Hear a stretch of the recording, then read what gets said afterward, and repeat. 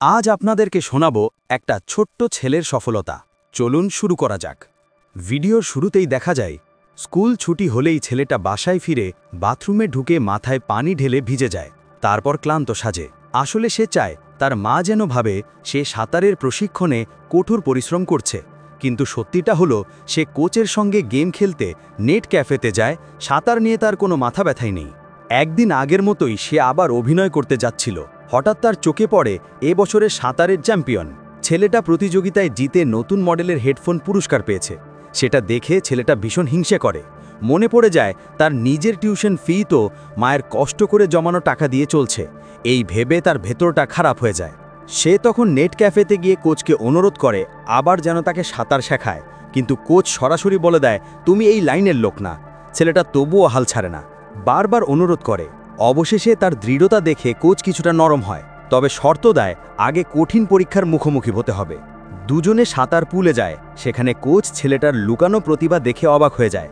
তার মনে পড়ে যায় নিজের তরুণ বয়সের কথা। সেই রাতেই কোচ ফোন করে জানায় সে তাকে একান্তভাবে ট্রেনিং দেবে। কিন্তু শুরু হতেই ছেলেটা বুঝতে পারে কোচের ট্রেনিং আসলে ভয়ানক। প্রতিদিন ভোর 4টায় সাঁতার পুলে হাজির হতে হয় আর ঘন্টার পর ঘন্টা পানিতে থাকতে হয়। তার পরিশ্রম থাকলেও কোচের প্রত্যাশা পূরণ হয় না, আর ব্যর্থ হলেই শাস্তি হিসেবে কোচ তাকে মারধর করে।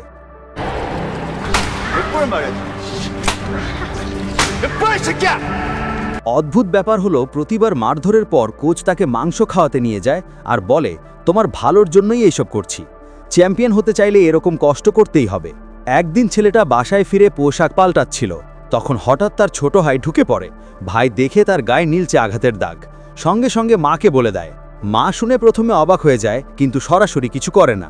রাতে চুপি চুপি তার ঘরে গিয়ে তার গায়ে আঘাতের চিহ্ন দেখে নিশ্চিত হয় সবই কোচের কাজ। তবুও মনের ভিতর দ্বিধা নিয়ে সে চুপ করে থাকে, কারণ সে চায় ছেলে একদিন চ্যাম্পিয়ন হোক। মায়ের এই চুপ থাকা কোচকে আরও নির্দয় করে তোলে। প্রতিদিনের ট্রেনিং যেন ছেলেটার শরীর ও মন দুইটাই শেষ করে দিচ্ছিল। ভোরে যখন সবাই ঘুমায় তখনই সে সাঁতার পুলে যায়। সারাদিন ক্লাসের ঘুমায়, বিকেলে আবার মার খেতে খেতে ট্রেনিং করে। এত চাপ নিতে নিতে তার মানসিক অবস্থা ভেঙে পড়তে থাকে। একদিন সাঁতারের সময় মনোযোগ হারিয়ে সে ভুলে পুরো লেন কেটে অন্যদিকে চলে যায়। এতে কোচ প্রচণ্ড রেগে যায়, হাতে থাকা বাঁশের লাঠি ভেঙে ফেলার মতো করে তাকে পেটায়। তবুও ছেলেটা কোনো প্রতিবাদ করে না। এভাবেই প্রতিদিনের অমানসিক কষ্ট আর নির্যাতনের মধ্য দিয়ে অবশেষে এলো প্রতিযোগিতার দিন। অবশেষে ছোট ছেলে প্রতিযোগিতার মঞ্চে দাঁড়ালো। সর্বশক্তি দিয়ে চেষ্টা করলেও প্রথম হওয়া তার পক্ষে সম্ভব হয়নি। সে পিছিয়ে পড়ল 2 সেকেন্ডে। তবু দ্বিতীয় স্থান পাওয়া মায়ের জন্য ছিল এক বিশাল আনন্দের বিষয়, কারণ আগের তুলনায় তার অগ্রগতি ছিল অবিশ্বাস্য। বাড়ি ফিরে মা তাকে নিয়ে আয়োজন করলেন ভোজের। সবাই মিলে আনন্দ করছে, কিন্তু হঠাৎ ছোট ভাইয়ের এক কথায় সব কিছু ভেঙে যায়। বাবা সেটা শুনে চুপ হয়ে যায় আর বুঝতে পারে ছেলের ট্রেনিংয়ে নিশ্চয়ই কোনো সমস্যা আছে। তিনি ছোটকে আলাদা ডেকে নিয়ে তার শরীরের আঘাতের দাগগুলো দেখেন। মুহূর্তেই বাবার মন ভেঙে যায়, চোখে পানি চলে আসে। কিন্তু ছোট সব দায় নিজের কাঁধে নেয়, বলে কোচ ঠিক মতো মনোযোগ দেয়নি, এজন্যই এমন হয়েছে। এরপর বাবা মায়ের বাধা উপেক্ষা করে সরাসরি গাড়ি পার্কিং লটে গিয়ে কোচের মুখোমুখি হন। তিনি জানান তিনি একজন সাংবাদিক, যদি আর একবার ছেলের শরীরের আঘাতের চিহ্ন দেখতে পান তাহলে সবকিছু মিডিয়ায় ফাঁস করে দেবেন।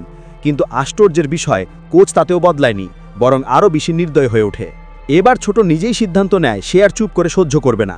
কোচ যখন রাগে তেড়ে আসে সে ভয়ে সাঁতার পুলের মাঝখানে চলে যায়। এরপর প্রাণপণে সাঁতারের পোশাকেই পালিয়ে সাঁতার ঘর থেকে বেরিয়ে যায়। সরাসরি দৌড়ে গিয়ে বাবার অফিসে পৌঁছে বাবার বুকে মুখ গুজে কান্নায় ভেঙে পড়ে। দীর্ঘদিনের সব কষ্ট একসাথে ফেটে বের হয়। রাতে ছোট মাকে জানায় সে আর সাঁতার চালিয়ে যেতে চায় না, কিন্তু এটা শুনে মা ভেঙে পড়ে, নিয়ন্ত্রণ হারিয়ে ফেলেন। মা বাবার মধ্যে বড়সড় ঝগড়া বেঁধে যায়। শেষমেশ তারা ছেলের ইচ্ছাকে সম্মান করার সিদ্ধান্ত নেয়। কিন্তু সেই দিন থেকেই মা ছোটর সাথে আর কথা বলেন না, এমনকি তার জেতা পদকটাও দেওয়াল থেকে খুলে ফেলে দেন। অন্যদিকে কোচের বিষয়টি মিডিয়ায় প্রকাশিত হয় এবং শেষ পর্যন্ত তাকে স্কুল থেকে বহিষ্কার করা হয়। কিছুদিন চুপচাপ থাকার পর মা আবার আশা রাখেন ছোট ছেলের উপর।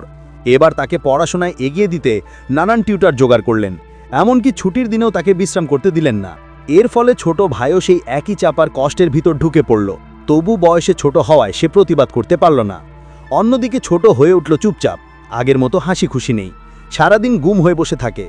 একদিন সে আবার সাঁতার ঘরে ফিরে যায়, কারণ কেবল সেখানেই তার মনে হয় সে আবার একটু আনন্দ পেতে পারে, নিজের দমিয়ে রাখা আবেগগুলো মুক্ত করতে পারে।